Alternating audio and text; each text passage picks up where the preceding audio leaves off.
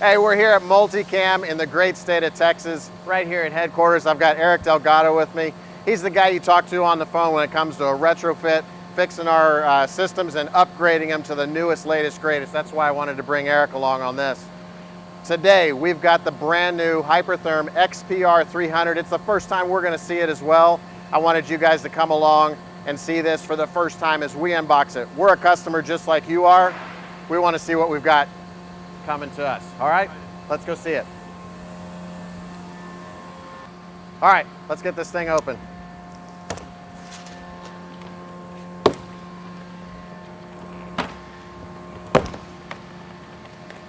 All right.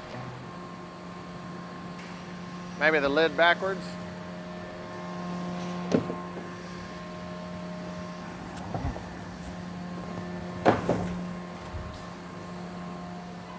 Oh, I like this, look.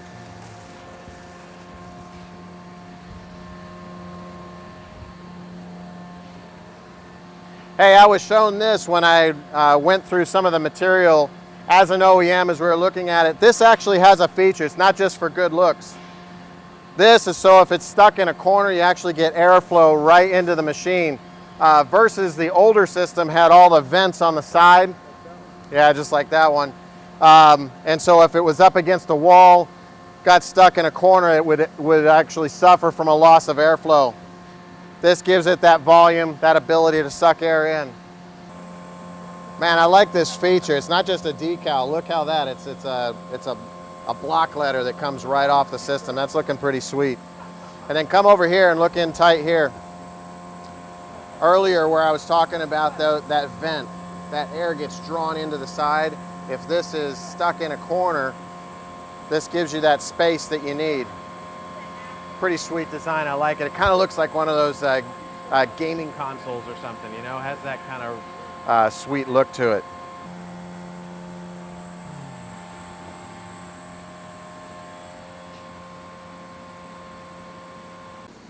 As you can see, all four corners have that.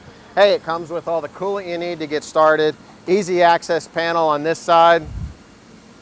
Another one on the other side. Each side, it looks like all of these can come off for easy access to the electronics inside. Whatever we're gonna need as an OEM to get this thing rocking for you guys. Let's see what we got in the box. Okay, so first off, so this is the torch I know that's leading up to where the torch actually connects to the table. It's got a sweet cover on it. I like that. So there's all the other cables that it looks like it's going to connect between the various gas console torch box that I've heard about. Hopefully we'll see that in one of these other boxes. That is one of our gas lines, I can tell you that. And then there's grounding cable. Obviously nice and big. One thing you got to be aware of when you're dealing with lots of high power, you got to have big, heavy cable when it comes to your grounding so that you're not hampering the system's ability to actually process and push through that amperage. Nice big heavy cable. Good job. All right, box number 2. Whoop, that's already open a little bit. Oh, sweet. So what we did on this one is we ordered the Optimix, which is the top of the line. Here at Multicam, we tend to do things full bore all the way out. We're not going to settle for the smallest one. Man, sweet. Look at that. I like that.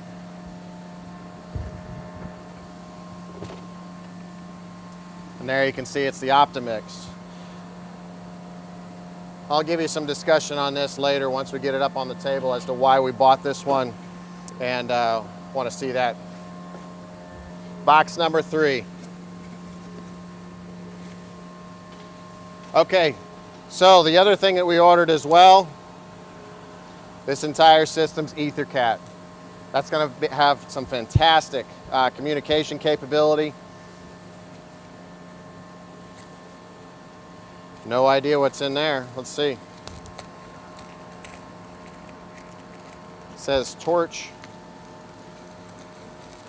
Ah, that's got to be the torch sleeve. Okay, sweet. Nice, very nice packaging. I like that. It's going to come. For us as an OEM, I want to have stuff that looks brand new when it gets to me, that it's packaged cleanly, nicely. That's going to be nice. That way it's going to look great once it's on the system.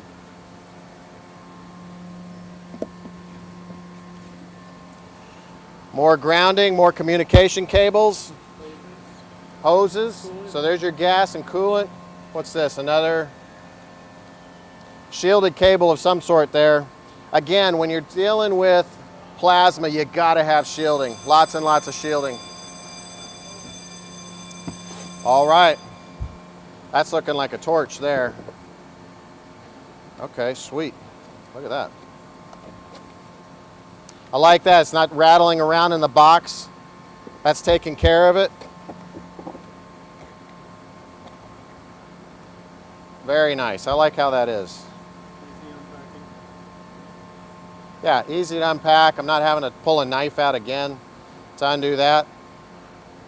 I like that feature. That's really nice. What I did understand is the consumables are now all bevel style. So no matter if you're a straight head or a bevel head, it's got that nice cone feature. That's going to allow you to get down to a 45-degree bevel angle quite nicely. Quick connects. Looks like it's practically toolless to get this thing connected, save one connection. That's going to be nice to put together.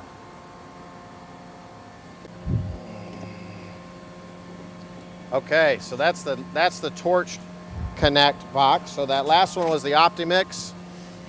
This is what's going to go right up on our console for connecting the torch to it. Wow, look at that connector. Huge.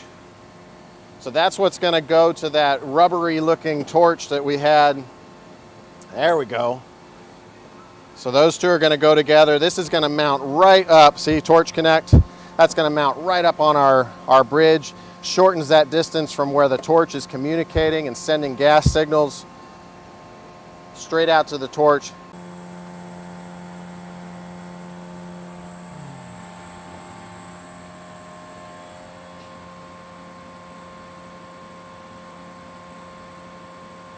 All right, so as we get this all unboxed, one thing that I'm really noticing is how simple this really is. For us as an OEM, we like simple connections, but ones that are really impactful from an I/O standpoint. That's why we chose the EtherCAT. That gives us a lot of data, gives us that ability to track a lot of things. We do that internally in our software, and that we want that data. We want all of that so that guys like Eric can really get in touch with the system and the data that's behind it to make adjustments, to make corrections, to optimize that system. All right, so here what I did notice how simple the connections are. When we look at the old system, we went ahead and put one of our older plasma systems right over here so that we could kind of compare. So let's take this torch out. Let's look over here as we zoom in, right over here on this system.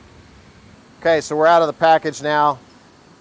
Awesome look on the logo. Obviously you can see the difference between the two bevels. This is much steeper than the old XPR300 400 bevel. Also notice there's a little bit more belling out here. As we put this on, what I'm also noticing is this is slightly larger than this. What that's making room for is the coolant and the gas flow. This also has vented water as well as optimal mixed gas for stainless cutting. So making room for that, I think, required that extra 1/8 of an inch or so.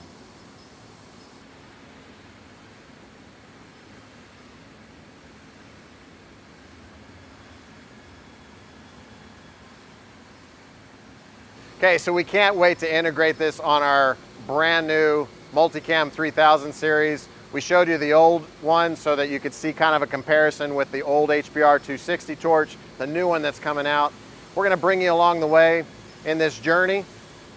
Really excited to see this unboxed for the first time. Can't wait to get all this hooked up for you. See you next time.